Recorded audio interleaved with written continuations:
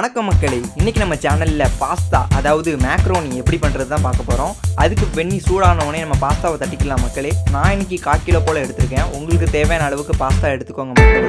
Next oil விட்டுக்கலாம் மக்களே. அப்போ தான் வெந்து வரும்போது ஒரு பாஸ்தாவும் ஒட்டாமல் இருக்கும். நெக்ஸ்ட் தேவையான அளவுக்கு உப்பு ஆட் பண்ணிக்கலாம் மக்களே. அப்புறம் இன்னொரு விஷயம், இந்த மாதிரி கண்டென்ட் நம்ம சேனலை சப்ஸ்கிரைப் பண்ணியிருப்போம்.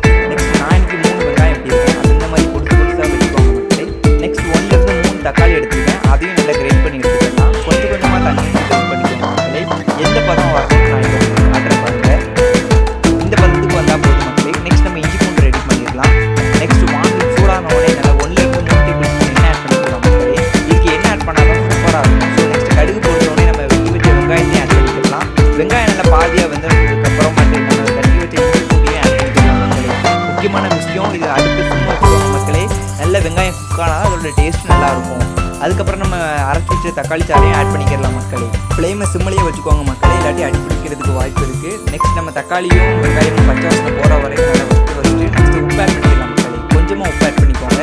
நெக்ஸ்ட் அடுத்து நம்ம சோயா சாஸ் ஆட் பண்ணிக்கலாம் மக்களே. நெக்ஸ்ட் தக்காளி சாஸ் ஆட் பண்ணிக்கலாம். தக்காளி சாஸ் ஆட் பண்ணுறதால கொஞ்சம் புளிப்பு நல்லா இருக்கும். ஸோ சாப்பிடவும் சூப்பராக இருக்கும் மக்களே. அப்படி உங்கள்கிட்ட இல்லைன்னா தக்காளியும் ஆட் பண்ணிக்கோங்க. ஃப்ளேம் சிம்மிலே இருக்கட்டும் மக்களே. நெக்ஸ்ட் கொதிச்சு வந்ததுக்கப்புறம் நம்ம மசாலா ஆட் பண்ணிக்கலாம். நான் இன்னைக்கு 1 table spoon Kashmiri chilli powder எடுத்துக்கோங்க மக்களே. நெக்ஸ்ட் 1 டேபிள் ஸ்பூன் வீட்டு மிளகாய் தூள். நெக்ஸ்ட் 1/4 டேபிள் ஸ்பூன் மஞ்சள் பொடி ஆட் பண்ணிக்கலாம் மக்களே. அப்புறம் கொஞ்சமாக சீரக பொடி ஆட் பண்ணி நல்லா கிளறி விட்டுக்கோங்க மக்களே. எந்த அளவுக்கு கெட்டியாக வந்ததுக்கப்புறம் வந்து நம்ம செஞ்சு வச்ச பாஸ்தாவும் ஆட் பண்ணிக்கலாம். பிறகு உங்கள் வீட்டு குழந்தைகளுக்கு இந்த மாதிரி செஞ்சு கொடுத்து பாருங்க மக்களே. உண்மையிலே விரும்பி சாப்பிடுவாங்க. மறக்காமல் வீட்டில் ட்ரை பண்ணி எப்படி இருக்குன்னு கமெண்ட் பண்ணிக்கலாம் மக்களே.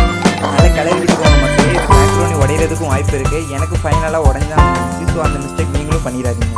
பார்த்தாலே தெரியும் எந்த அளவுக்கு கலர்ஃபுல்லாக வந்திருக்குன்ட்டு. ஸோ மறக்காமல் வீட்டில் ட்ரை பண்ணி பாருங்க மக்களே. இப்போ நம்ம ஃபைனலாக நம்ம பாஸ்தா ரெடி வாங்க சர்வ் பண்ணிடலாம். ஆனால் மதியில் போட்டிங்கன்னா கொஞ்சம் வாசமாக இருக்கும். ஸோ உங்கள்கிட்ட இருந்து ஆட் பண்ணிக்கோங்க. அப்படி இல்லாட்டி வேண்டாம்.